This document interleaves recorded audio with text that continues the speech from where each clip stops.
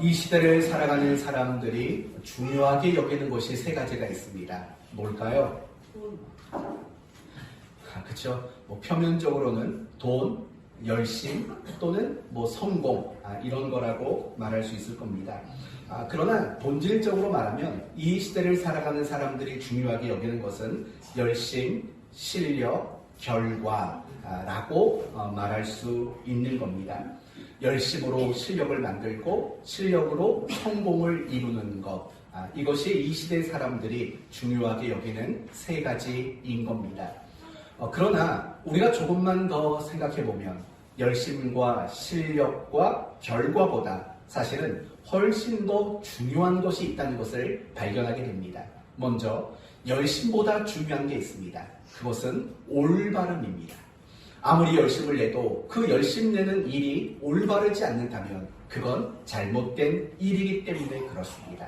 실력 중요합니다. 그러나 실력보다 중요한 것은 각 사람이 얼마나 인격이 성숙하고 또 그 사람의 됨됨이가 얼마나 훌륭한가, 사실은 이게 훨씬 더 중요합니다. 어떤 결과를 만들어내는 것, 그것도 중요합니다. 그러나 결과를 만드는 것보다 중요한 것은 아름다운 과정, 합법적이고 선한 과정을 만드는 것이 훨씬 좋습니다. 아무리 결과가 좋아도 과정이 불법이라면 그 결과는 나쁜 열매일 수밖에 없는 겁니다. 그러므로 정말 지혜로운 사람은 어떤 사람이냐면 내가 지금 중요하게 생각하는 것, 그거보다 더 중요한 것은 없을까라는 것을 끊임없이 고민하는 사람, 그런 사람이 대단히 지혜로운 사람이라고 말할 수 있습니다.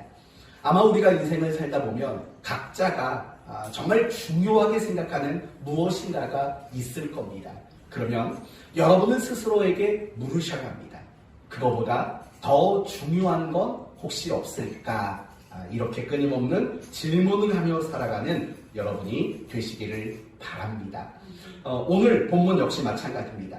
모든 신자들이 가장 중요하게 생각하는 순종. 그러나 그 순종보다 훨씬 더 중요한 것이 있다고 오늘 본문은 말하고 있습니다. 벌써 궁금해 오지 않습니까? 아니, 순종보다 중요한 게 있다고? 그게 과연 뭘까? 본문을 통해서 확인하시고 그 중요한 것들을 놓치지 않는 여러분이 되셨으면 좋겠습니다. 이제 46절을 봅시다. 46절을 보면 이렇게 시작합니다. 너희는 나를 불러 주여 주여 하면서도 어찌하여 내가 말하는 것을 뭐하지 아니하느냐? 행하지 아니하느냐? 예수님이 이렇게 사람들을 지금 꾸중하고 있는 겁니다.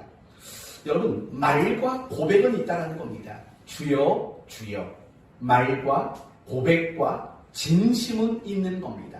그러나 결국에는 무엇이 없는 겁니까? 행함이 없는 거죠.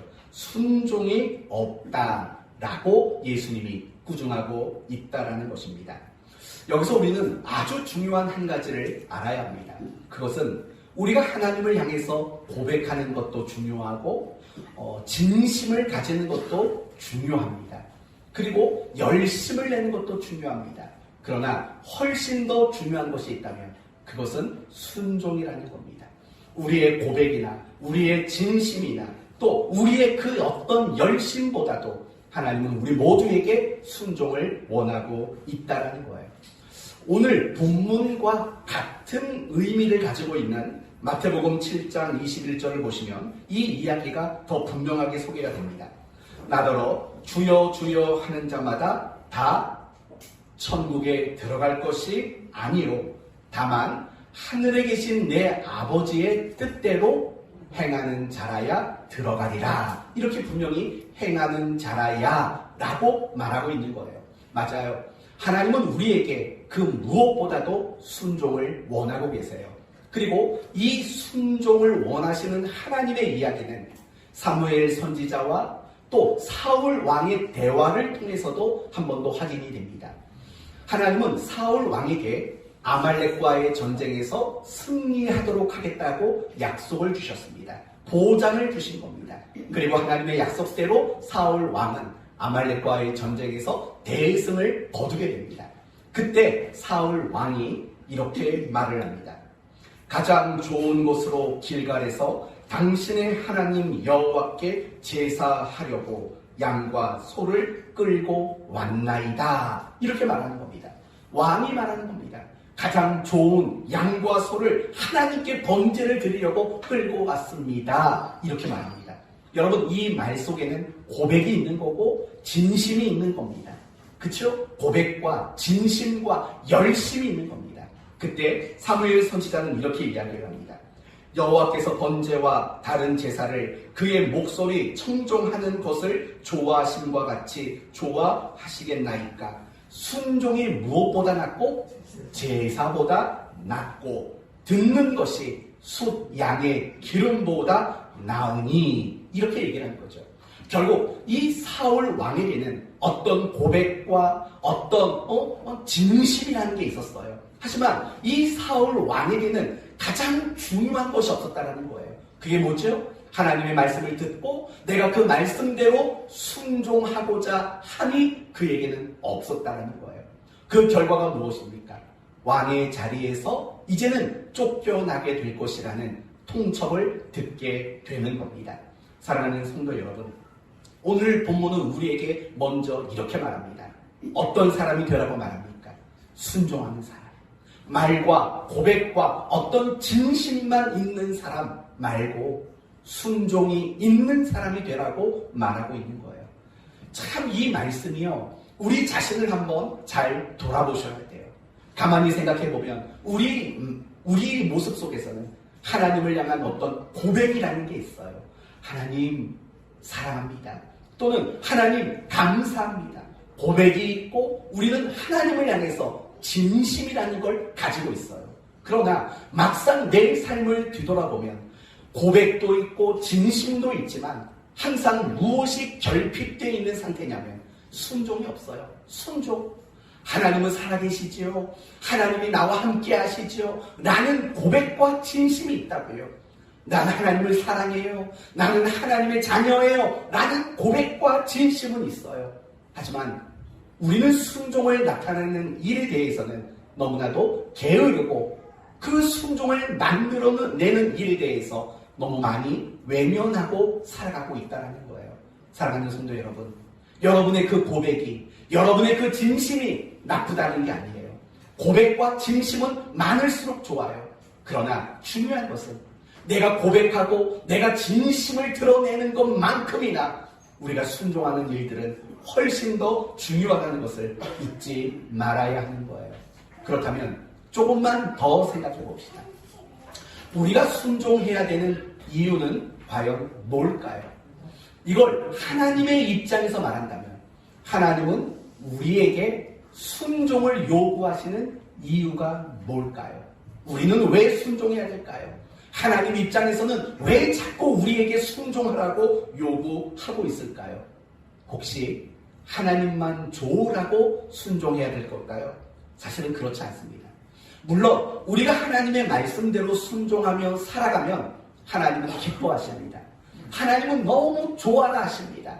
하나님이 좋은 거 맞습니다. 그러나 하나님이 우리에게 순종을 요구하시는 가장 궁극적인 이유는 우리를 위함인 겁니다. 왜냐하면 하나님은 하나부터 열까지 늘 우리를 위하시는 하나님이시기 때문에 그래요. 하나님은 전지전능하시고 하나님은 못할 것이 없는 분이세요. 그러나 그 하나님은 늘 우리에게 자기 자신을 무엇이라고 소개하냐면 나는 선하다, 나는 자비와 긍휼이 풍성한 하나님이다 라고 이야기를 한다고요. 그 말의 의도는 무엇이냐?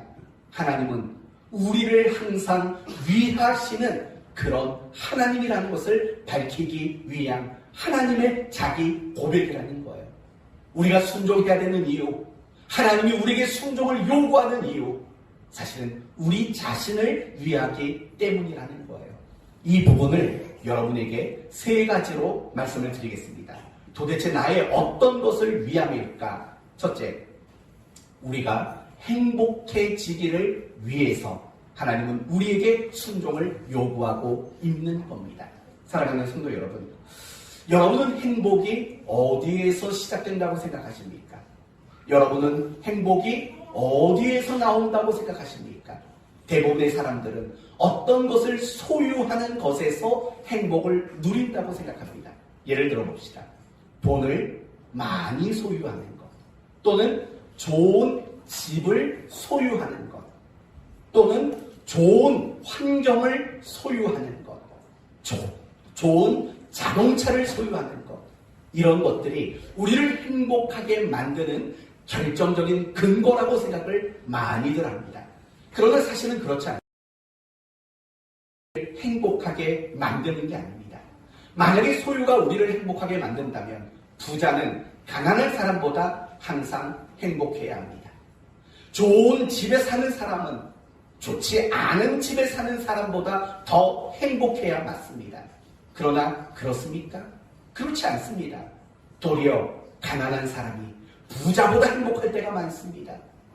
그리고 작은 집에 사는 사람이 큰 집에 사는 사람보다 행복할 때가 얼마나 많은지 모릅니다. 절대로 행복이란 소유에 근거하는 것이 아닙니다. 그러면 우리 인간의 행복은 어디에 기인하는 걸까요? 바로 순종에 기인하는 거예요.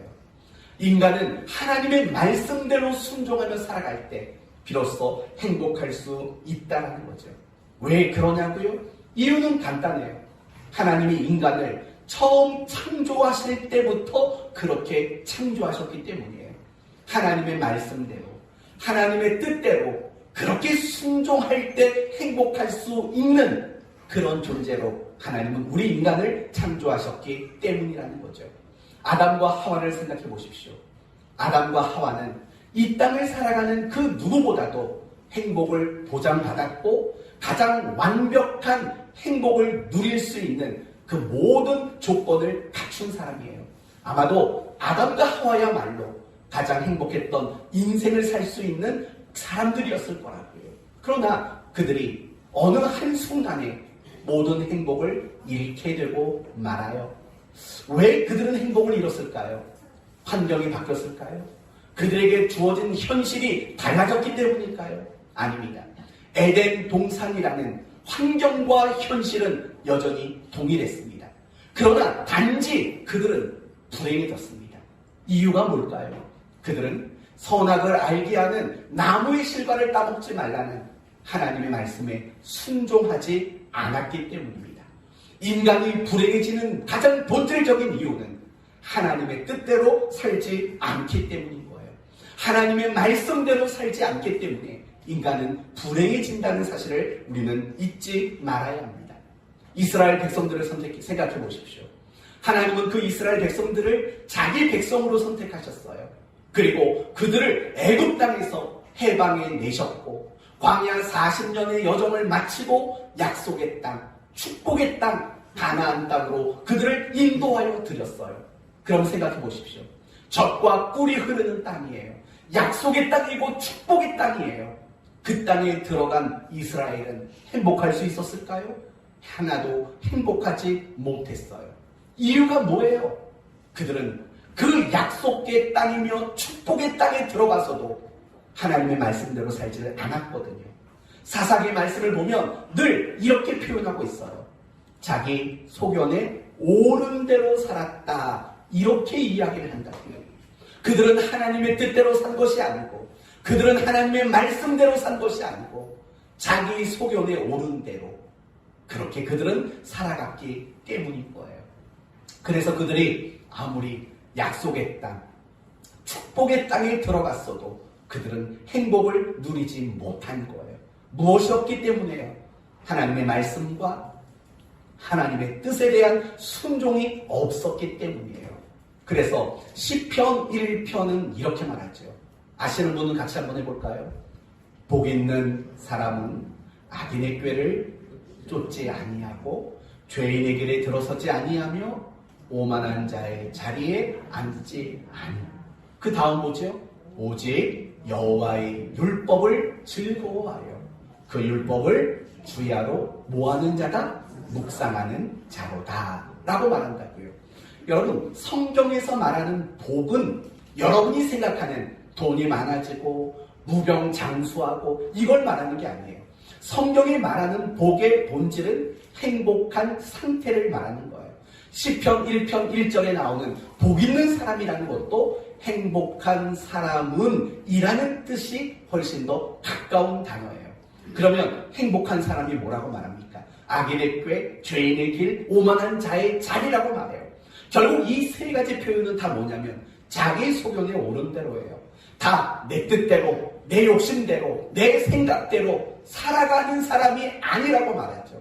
뭐라고 말해요? 그 다음에 오직 여호와의 율법을 즐거워하여 그 율법을 주야로 묵상한대요. 인생의 낮, 잘되고 형통할 때, 인생의 밤, 실패하고 안되고 고달플 때, 바로 그럴 때에도 늘 하나님의 말씀만 붙잡고 그 말씀대로 순종하며 살아가는 그 사람, 바로 그 사람이야말로 가장 행복한 사람이다. 이렇게 시편 기자도 우리에게 가르쳐주고 있는 거예요. 사랑하는 성도 여러분, 이렇게 물어보면 곤란할까요? 행복하십니까? 표세롬 성도님, 행복하십니까?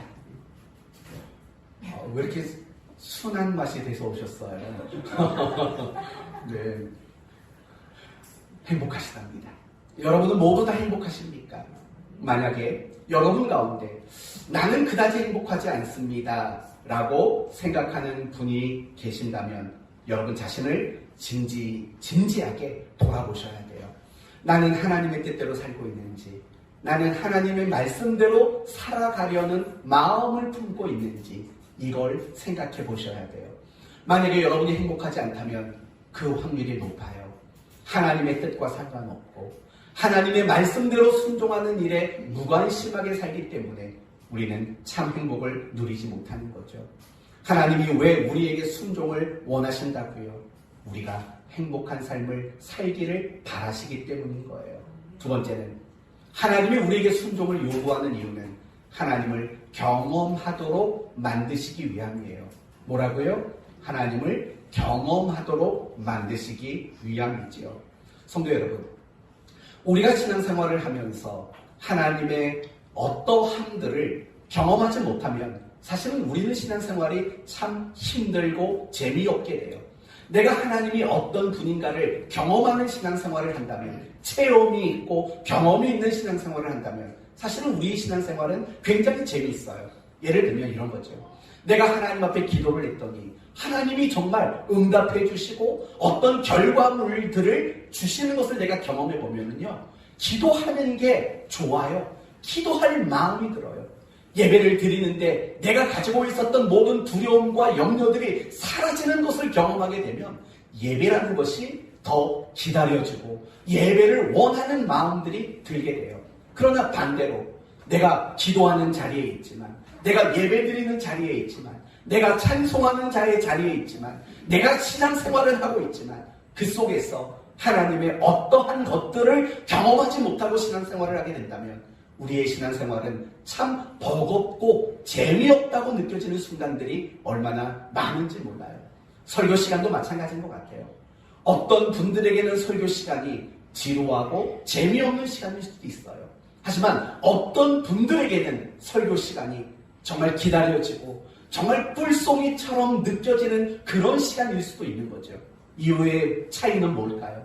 말씀을 들으면서 어떤 것들을 경험함이 있고 없고의 차이인 거예요. 말씀을 들으면 늘 잔소리로만 들린다. 그렇다면 어떻게 설교 시간에 집중해서 듣겠어요? 그러나 말씀을 들을 때마다 내 안에서 내 영이 건강함을 얻고 내 영이 회복되는 것들을 경험하고 하나님이 내 인생의 문제에 대한 답을 제공해 주시는 것들을 경험하게 된다면 말씀을 듣는 그 시간들은 너무 귀하고 기다려지는 그런 시간일 수밖에 없는 거예요. 마찬가지인 거예요. 우리가 하나님을 경험하는 일들은 너무 중요해요. 그런데 진짜 중요한 것은 뭐냐면 우리가 하나님을 경험하는 방법들이 있는 거예요. 우리가 가만히 있으면 하나님을 절대 경험하지 못해요. 물론 이 말을 오해하지 마요. 하나님이 내 삶에서 일하지 않는다는 게 아니에요. 하나님은 내 삶 속에서 많은 일들을 여전히 하세요. 그러나 우리는 순종하지 않으면, 하나님 말씀대로 살지 않으면 그것이 하나님이 행하시는 일인가를 깨닫지 못한다라는 거예요. 하나님은 항상 순종을 통해서 일하시는 분이세요. 순종을 통해 기적을 일으켜요. 순종을 통해 능력을 나타내세요. 순종을 통해서 우리에게 축복을 주시고 순종을 통해서 우리에게 은혜를 베풀어 주시는 분이시라고요. 요한복음 2장을 보시면 가나안 혼인잔치 이야기가 나와요. 포도주가 떨어졌네요. 이제 혼인잔치, 결혼 예식이 이제 망할 지경이 됐어요. 그런데 놀라운 기적이 일어났어요. 물이 포도주가 되는 기적이었던 거예요. 그렇다면 여러분, 이 기적은 어떻게, 무엇을 근거로 일어났을까요? 하인들의 순종이었어요. 여러분 생각해봐요.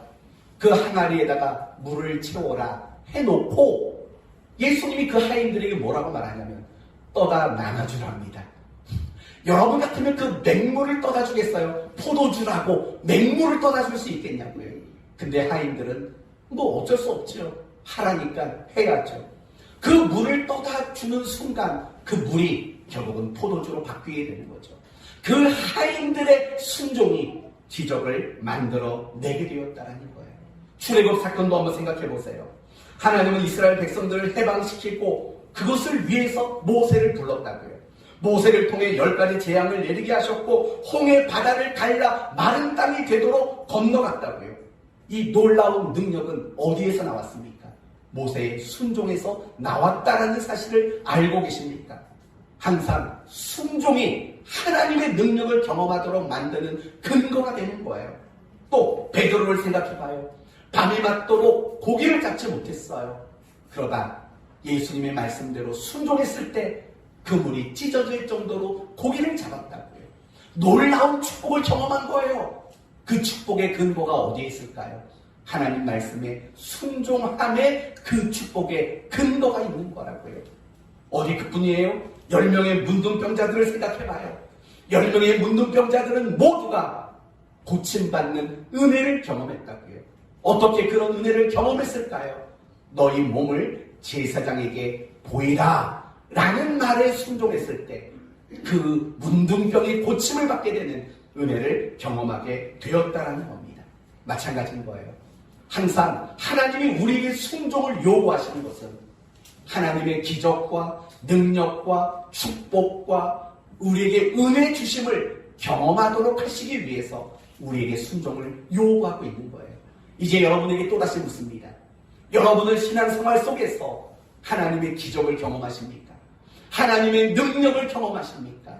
하나님의 축복을 경험하시고 하나님의 은혜를 날마다 경험하며 여러분은 그렇게 살고 계십니까? 그렇지 않다면 여러분은 무엇을 점검해야 되느냐? 나는 하나님 말씀에 순종하고 있는가를 반드시 점검하는 여러분 모두가 되셔야 돼요. 우리가 죄사함을 받고 하나님 앞에 의롭다고 인정을 받고 하나님의 자녀가 된 것, 그것도 예수 그리스도의 순종이 있었기 때문이라는 것도 알고 있지 않습니까? 순종은 우리로 하여금 하나님을 경험하도록 만들기 때문에 하나님은 우리 모두에게 순종을 요구하십니다. 그리고 한 가지 이유가 더 있습니다. 하나님이 우리에게 순종을 요구하시는 것은 결국 하나님을 닮아가도록 만드시기 위함이라는 겁니다. 사실은 이게 가장 큰 이유라고 말할 수 있는 거예요. 여러분, 신명기 8장 2절 말씀을 보시면 이런 말씀이 있습니다. 네가 내 하나님 여호와의 말씀을 청종하면 이 모든 복이 너희에게 임하리라 라고 말해요. 하나님의 말씀을 듣고 순종하면 이 모든 복이 임한대요. 그러면서 그 다음 구절에 나오는 이야기가 뭔지 아세요? 여러분이 아는 것들이에요. 성읍에도 복을 받고 들에도 복을 받고 자녀들이 복을 받고 토지가 복을 받고 짐승들이 복을 받고 내 광주리가 복을 받고 반죽 그릇이 복을 받고 그 다음 여러분이 잘 아시는 들어가도 복을 받고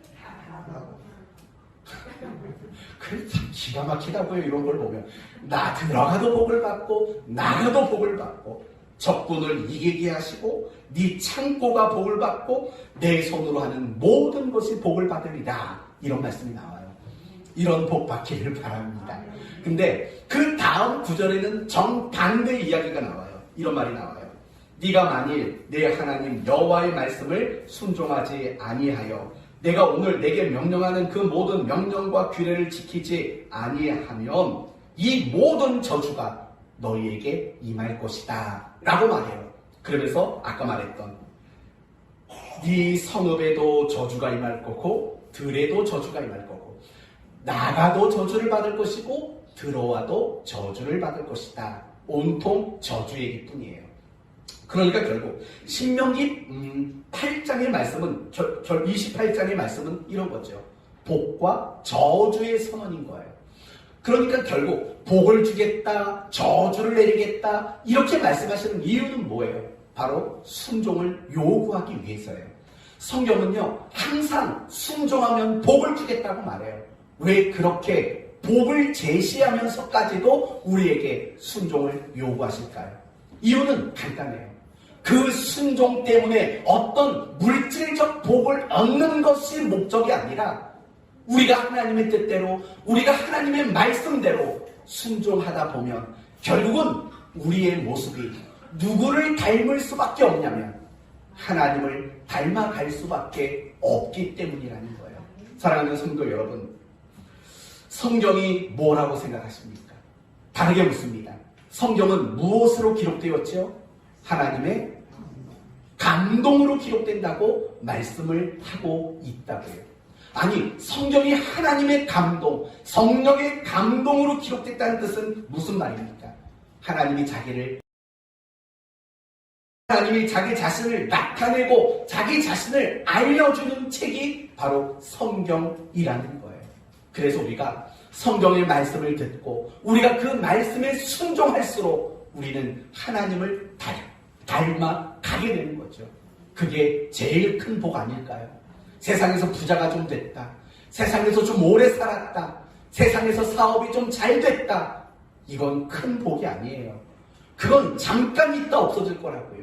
그러나 피조물인 인간이 하나님을 닮아간다는 건 대단한 영광이고 대단한 특권이고 대단한 축복인 게 분명하다라는 거예요. 이 모든 것들을 가능케 하는 것은 결국 순종이라는 거예요. 성도 여러분, 우리가 하나님을 닮아가는 방법이 뭘까요? 배운다고 하나님을 닮아갈까요? 아닙니다. 여러분이 아무리 설교를 들어도 여러분이 아무리 성경을 배우고 성경 공부를 해도 여러분은 하나님을 닮아가지 못합니다. 우리가 하나님을 닮아가는 가장 유일한 방법은 한 가지밖에 없어요. 순종 말고 없는 거예요. 성경을 배운다고 우리가 하나님을 닮아갈 것 같아요? 아니에요. 적어도 이 자리에 있는 여러분들은 수십 년 성경을 배웠잖아요. 근데 하나님을 별로 닮아가고 있지 못할 때도 있는 거라고요. 결국 우리가 하나님을 닮아가는 유일한 방법은 하나님 말씀에 순종하는 것 말고는 다른 방법이 없다고요. 여러분이 하나님의 말씀대로 순종하며 살아보세요. 하나님을 닮아갈 수밖에 없는 거예요. 바로 그것을 위해서 하나님은 우리 모두에게 순종을 요구하시는 거예요.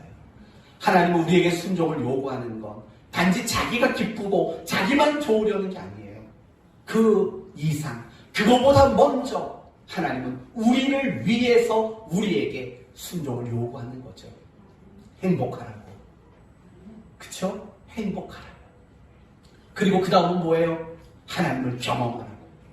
그리고 하나님을 경험하는 걸 통해서 하나님을 닮아가라고 우리에게 순종을 요구하시는 하나님인 줄 믿으시기 바랍니다. 그리고 여러분 옆에 있는 분들에게 함께 말해봅시다. 순종의 사람이 됩시다. 순종의 사람이 됩시다. 아멘. 그러면 여러분 이제 두 번째로 생각해 볼 것은 순종은 끝난 줄 아셨어요 혹시? 아니죠. 그렇게 쉽게 끝낼 건 아니죠. 사실 진짜 중요한 얘기는 아직 시작도 못했으니까 여러분 순종은 쉬울까요? 어려울까요? 대답하는 게 더 어렵죠? 순종은 쉬울까요? 어려울까요? 쉽습니다. 부럽습니다. 전 어려워요. 순종은 사실 우리에게는 어려운 내용일 수밖에 없어요. 왜냐하면 세 가지 이유를 또 말씀을 드릴게요. 순종이 어려운 세 가지 이유. 첫째, 우리에게 죄성이 있기 때문이에요. 죄성. 우리는 흔히 죄성이라고 말하면 그걸 뭐라고 생각하냐면 이렇게 생각을 해요.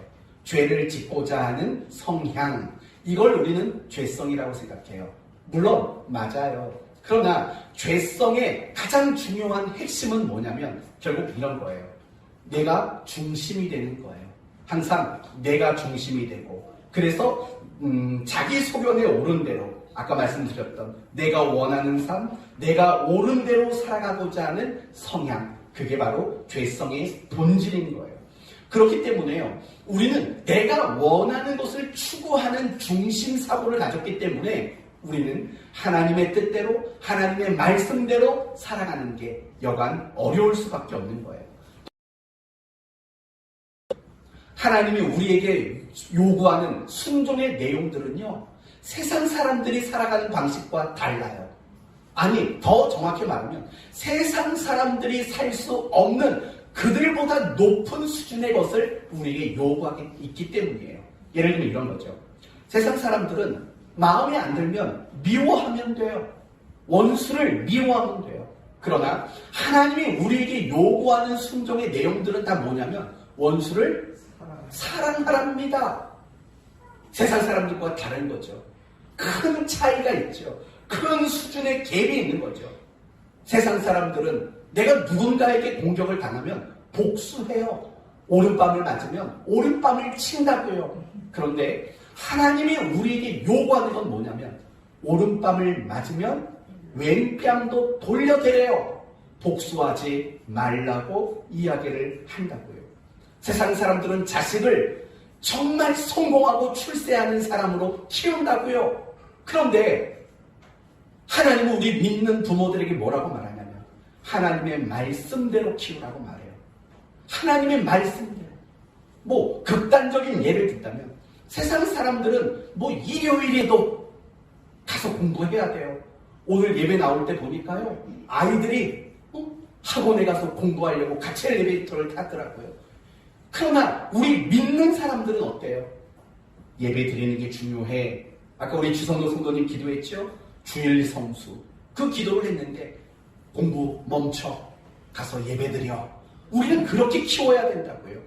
그게 쉬운 결단이겠냐고요. 그건 결코 쉬운 결단이 아니라고요. 이처럼 세상 사람들이 살아가는 모습과 하나님이 우리에게 요구하는 순종의 내용은 너무 달라요. 너무 우리가 버겁다고 느껴질 정도로 우리에게 순종을 요구하고 있는 거죠. 그리고 우리는 그런 하나님이 요구하는 순종을 생각하면서 뭔가를 예측해요. 우리 아이를 신앙으로 키우면 세상에서는 도태되는 게 아닐까? 나는 예측을 하게 된다고요. 우리만의 생각을 가지고 모든 결과를 예측하는 일들이 일어나게 되는 거예요. 그러다 보면 우리는 결국 순종이라는 것을 결단하지 못하게 되고 따라서 순종하지 못하는 사람이 되고 마는 거예요. 사랑하는 성도 여러분, 그래서 순종이 어려운 거예요. 그리고 세 번째, 우리가 순종하지 못하는 가장 근본적인 이유가 있어요. 그건 하나님을 신뢰하지 않기 때문에 그래요. 우리는 보통 순종을 어떻게 생각을 하냐면 나의 이성과 상식과 이해의 영역이라고 생각을 해요. 아니요, 그렇지 않아요. 순종은 우리의 이성과 이해와 상식의 영역이 아니라 하나님을 신뢰하는 영역이라고요. 무슨 말인고 하니 내가 하나님을 신뢰하지 않는 한 우리는 절대로 순종하는 자리로 나갈 수가 없다는 거예요. 예를 들어볼까요? 어느 날 천사가 나타났어요. 그리고 처녀 마리아에게 이렇게 말해요. 너가 잉태될 것이다. 애를 가질 거래요. 여러분 상상을 해봐요. 이 마리아는 아직 결혼하지 않았어요. 약혼한 사람만 있다고요. 근데 뜬금없이 어느 날 임신을 할 거라고 얘기를 한다고요. 여러분, 2000년 전 그 유대 사회, 가부장적 사회, 여자들은 멸시받는 그 시대에 약혼한 여자가 어디서 애를 배워서 왔다고 생각해 보세요. 괜찮은 시대일까요? 아니죠. 돌에 맞아 죽어도 할 말 없는 시대 아닙니까? 그런데도 불구하고 그 천사의 말을 듣고 마리아는 이렇게 얘기하죠. 그 뜻대로 내게 이루어지기를 원합니다. 임신하겠대요. 처녀인 몸에 약혼자가 있는 여자가 임신을 하겠다고 받아들여요. 순종한다고요. 그럴 수 있는 이유가 뭘까요? 신뢰요, 신뢰. 내가 하나님을 신뢰합니다. 마리아의 찬송이 등장하잖아요. 하나님을 신뢰하는 마음이 있었던 거라고요. 10명의 문둥병자 다시 한번 생각해봐요. 예수님이 요로크롬이래요. 예수님이 이렇게 말했죠. 너희 몸을 제사장에게 가서 보여라 라고 말했다고요. 그건 쉬운 일일까요? 아니에요. 돌에 맞아 죽어도 할 말이 없는 일이에요. 그런데 여전히 문둥병이 온몸에 퍼져 있음에도 불구하고 가는 거죠. 길을 떠나는 거죠. 그럴 수 있었던 이유가 뭡니까? 예수님을 신뢰했기 때문에 그런 거라고요. 우리가 하나님 말씀에 순종하는 건요, 내 이성과 상식과 내 이해의 영역에 해당되는 게 아니에요. 이성으로 순종을 접근하겠다고요? 상식으로 순종을 접근하겠다고요? 나의 이해로 순종에 접근하겠다고요? 백발백중 순종 못해요. 오직 우리가 순종할 수 있는 유일한 것은 하나님을 신뢰하는 마음, 하나님을 믿고 하나님을 의지하는 마음, 그 마음이 아니고서는 우리는 결코 순종할 수 없다는 사실을 잊지 말아야 돼요. 하나님을 왜 자꾸 이해하려고 하시죠? 왜 자꾸 하나님을 여러분의 상식에서 정의해내려고 하죠? 왜 하나님을 여러분의 이성으로 국한시키려고 하시죠? 그러기에 우리는 순종하지 못하는 거예요. 순종은 신뢰의 영역에 속해 있다는 사실을 여러분 모두가 잊지 않기를 바랍니다. 이렇듯이 이러한 이유로 순종은 어려워요. 하지만 우리 모두는 순종하는 사람이 되어야 마땅한 거예요. 저는 지금까지 이런 말씀을 전했습니다. 순종을 하나님은 더 원하신다. 그쵸? 그리고 더 나아가서 우리가 왜 순종해야 되느냐? 우리의 유익을 위해서 하나님은 순종을 요구하신다. 그리고 그럼에도 불구하고 순종은 왜 어려운가? 여기까지 이야기를 했어요. 이제 마지막 결론입니다. 순종보다 중요한 것이 있다는 사실을 알아야 돼요. 물어보고 싶네요. 순종보다 중요한 건 뭘까요? 오늘 본문이 우리에게 그걸 가르치고 있거든요. 순종보다 더 중요한 건 뭘까요? 우리 미국 친구 캐나다도 준비하세요. 순종보다 더 중요한 건 뭘까요?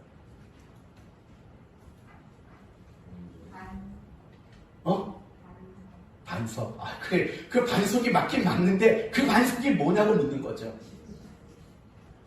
캐나다.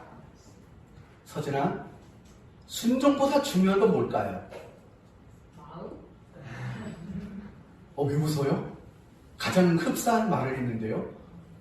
비슷한 얘기를 했어요. 너 캐나다에서 신앙생활 잘했구나. 맞아요. 이제 이 부분을 여러분에게 설명할게요. 정답부터 먼저 말씀드리고 과정을 설명할게요. 순종보다 중요한 것은 순종을 하는 이유와 목적, 바로 마음이 더 중요한 거예요. 내가 어떤 마음을 가지고 어떤 이유를 가지고 어떤 목적을 가지고 순종하느냐, 이게 중요하다는 이야기가 바로 오늘 본문의 내용이 되는 겁니다. 오늘 본문을 보면은요, 두 종류의 집 짓는 자가 소개가 돼요. 첫 번째는 48절이에요.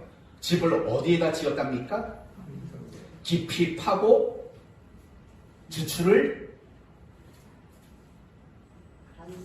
반석 위에 놓은 사람이 첫 번째 사람이에요. 그렇기 때문에 그 결과는 뭐라고 말하죠? 큰 물이 나서 탕류가 그 집에 부딪히되 잘 지었기 때문에 능히 뭐하지 않는다고요? 요동하지 않는데요. 그럼 두 번째 사람은 어떤 사람이래요? 49절. 주추가 있어요, 없어요? 여러분, 주추라는 건 기초를 말하는 거예요. 주추가 없이 그냥 어디에 집을 졌답니까? 흙 위에 집을 지었대요. 그 결과 탕류가 부딪힘에 집이 곧 무너져 파괴됨이 심하니라 라고 말을 한다고요. 됐어요. 이제 또 물어볼게요. 이 두 사람에게는요, 공통점이 있어요. 공통점이 뭘까요? 집을 지었다. 집을 지었다라는 공통점이 있어요. 차이점은 뭘까요? 맞아요. 아이고. 네. 집을 어디에다 지었냐라는 차이점이 있어요. 한 사람은요, 주초를 놓고 반석 위에 집을 지었어요. 한 사람은 집을 짓는 기초공사를 하지 않고 그냥 흙 위에 집을 지었다라는 거예요. 이런 공통점과 이런 차이점이 있는 거죠. 그러면 여러분, 공통점은 집을 지었다라는 거예요. 그러면 성경에서 집을 짓는다라는 표현은 어떤 표현일까요? 집을 짓는다. 한마디로 말하면 신앙생활을 한다라는 거예요. 신앙생활을 하는 게 성경은 집을 짓는 거라고 말해요. 오늘 주제대로 말한다면 열심도 있고 순종도 하는 것, 그것이 집을 짓는 거예요. 그러니까 오늘 본문에 나오는 두 종류의 사람 모두 다 순종은 하겠다라는 거예요. 열심이 있고 신앙의 행위가 있고 순종이 있었다라는 거예요. 그런데 차이점은 뭐라고요? 기초가 있냐 없냐의 차이예요. 그게 반석이냐 그냥 흙 위에 지었냐, 바로 그 차이를 이야기하는 거죠. 그렇다면 여러분, 반석과 흙은 도대체 뭘 말할까요? 그건 순종. 아까 집을 짓는다는 것은 신앙생활이고 순종이라고 했잖아요. 그게 어디 위에서 무엇을 근거로 지어졌느냐, 바로 그것을 이야기하고 있는 거죠. 한마디로 말하면 반석이든 흙이든 공통되게 이유와 목적이라는 거예요. 이유와 목적. 그리고 반석 위에 집을 지었다라는 말은요, 올바른 이유와 목적을 가지고 있었다라는 거예요. 그러나 반대로 흙 위에 집을 지었다라는 것은 전혀 올바르지 않은 이유와 목적을 가졌다라는 이야기인 거예요. 그래서 오늘 본문을 보면은요, 반석 위에 집을 지은 사람은 지혜로운 사람이라고 말해요. 그게 뭐냐면 올바른 이유를 가지고 올바른 목적을 가지고 순종하는 사람, 그 사람은 진짜 순종하는 사람이다라는 거예요. 47절. 내게 나와 내 말을 듣고 행하는 자마다 누구와 같은 것을 너희에게 보이리라 라고 말해요. 내 말을 듣고 행하는 자 누구라고요? 올바른 이유와 올바른 목적을 가지고 순종하는 사람, 그게 진짜 순종이라는 거예요. 그러나 여러분, 반대로 49절을 보시면 듣고 행하지 아니하는 자라고 단정을 지어요. 어디에다 집을 지은 사람을요? 흙에다가. 듣고 행하지 않는데요, 순종은 했는데도 순종이 아니라고 말하는 거예요. 왜요? 이유와 목적이 잘못되었기 때문이다. 이렇게 이야기를 하고 있는 거예요. 사랑하는 성도 여러분, 순종보다 중요한 것은 내가 왜 순종하느냐에 대한 이유와 목적이 더 중요하다라고 오늘 본문은 우리에게 가르쳐주고 있는 거죠. 올바른 이유와 목적이 아니면 순종인 것처럼 보여도 그건 순종이 아니라는 거예요. 예를 들어볼까요? 마태복음 6장을 보시면 세 가지 신앙의 중요한 주제들이 등장해요. 뭐냐면 구제, 금식, 기도, 세 가지 신앙의 내용들이 등장한다고요. 그런데 그 세 가지 신앙의 내용에 열심히 있는 사람들을 예수님이 야단을 쳐요. 뭐라고 야단을 치냐면 이렇게 야단을 쳐요. 너희가 사람에게 보이려고 큰 길거리에 나가서 기도하는구나. 또 너희가 사람에게 보이려고 꽹과를 치며 구제하는구나. 또 너희가 사람에게 보이려고 슬픈 표정을 지으며 금식하는구나. 여러분, 이 세 가지 내용에 공통적으로 반복되는 표현들이 있어요. 뭐죠? 누구에게 보이려고? 사람에게 보이려고. 여러분, 누군가에게 잘 보이려고 라는 거예요. 이 말은 결국 뭐냐면 자기 만족인 거예요. 여러분, 왜 여자분들이 화장을 예쁘게 하고 다니시죠? 왜 그렇게 예쁜 옷을 입고 다니세요? 자기 만족이죠. 왜요? 남들이 예쁘다고 해주는 걸 기대하니까. 그렇잖아요. 결국 남들이 예쁘게 봐주기를 바라는 자기 만족이 이유가 되는 거라고요. 왜 사람들이 명품백을 들고 다니려고 하죠? 뭐 더 많이 들어가는 건 아니잖아요. 참고로 그거 아세요? 내가 들고 있는 가방이, 저 사람이 들고 있는 가방이 명품인지 아닌지 확인하는 쉬운 방법이 있대요. 비가 오는 날, 그 가방으로 자기 비를 피하면 그건 가짜예요. 근데 내가 비를 맞을진정 그 가방을 내 품속에 넣고 다니는 사람, 이 가방은 진짜 가방이라고 하더라고요. 나중에 한번 지켜볼 거예요. 중요한 건 그거죠. 사람에게 보이고 싶은 거. 그건 결국에는요, 자기 만족, 자기 자랑, 자기 과시, 자기 치장, 자기 중심인 거예요. 여러분, 순종하는 사람들 중에서도요, 이런 이유로 순종하는 사람이 있어요. 예배 나오는 거, 기도하는 거, 헌신하고 뭐 하는 거, 가만히 보면은요, 그게 자기 만족이 이유일 때가 분명히 있다고요. 안 하면 찝찝해. 자기 만족인 거죠. 이런 사람이 어떤 사람이냐? 흙 위에 집을 짓는 사람이라고요. 이렇게 잘못된 이유로 신앙생활을 하고 이렇게 잘못된 이유로 순종하는 사람은요, 금방 인생에 어려움이 찾아오면 금방 그 신앙은 무너지고 말아요. 그게 오늘 본문의 얘기죠. 그러나 반석 위에 집을 지은 사람은 어떤 사람인지 아세요? 순종하는 이유가 올바른 이유예요. 어떤 이유일까요? 하나님을 사랑하고 이웃을 사랑하는 감사와 보답이 이유인 사람, 바로 그 사람이 반석 위에 집을 지은 사람이라고요. 마태복음 19장의 이야기로 마무리를 짓도록 하겠습니다. 마태복음 19장을 보면 어떤 부자 청년이 예수님께 나옵니다. 그리고 이렇게 묻습니다. 예수님, 어떻게 해야 영생을 얻습니까? 라고 물어요. 그러자 예수님은 이렇게 말해요. 계명을 지켜라. 그러자 부자 청년이 또 물어요. 어떤 계명을 지켜야 합니까? 그러자 예수님은 살인하지 말라, 간음하지 말라, 뭐 이런 식의 10계명의 후반부에 나오는 두 번째 돌판의 이야기를 해요. 이 말을 듣고 부자 청년은 씩 웃으면서 이렇게 말하죠. 내가 어릴 때부터 다 지켰나이다. 뭐가 부족합니까? 어깨에 힘 빡 주고 그렇게 또 질문을 하죠. 그때 예수님이 마지막 한마디를 하셔요. 그래? 그러면 네 가진 재물을 팔아 가난한 자들에게 나눠주고 나를 따라와라 라고 말했어요. 그러자 이 부자 청년은 팔지 못했어요. 재산을 팔지 못했고 예수님을 따라가지도 않았다고요. 결국 그 질문이 의미하는 바는 뭘까요? 이 부자 청년은 살인하지 말라, 간음하지 말라, 도둑질하지 말라, 이 말씀들을 다 지켰다고 자부심을 가졌지만 예수님은 이렇게 묻는 거죠.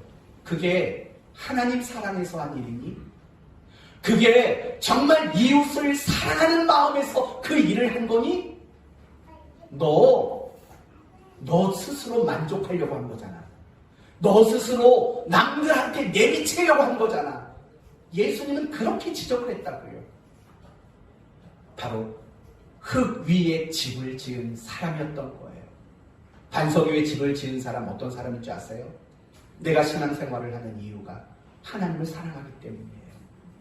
내가 순종하는 이유가 그 하나님께 너무 감사하고 내가 무엇으로든지 보답하고자 하는 마음이 있는 사람이에요.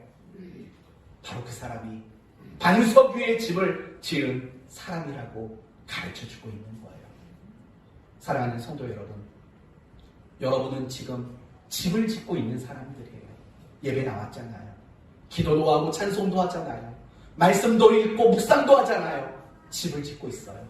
그런데 여러분이 지금 그 집을 짓고 있는 것보다 중요한 것은 도대체 어디에다 짓고 있느냐? 이게 진짜 중요하다는 거예요. 혹시 자기 만족은 아니세요?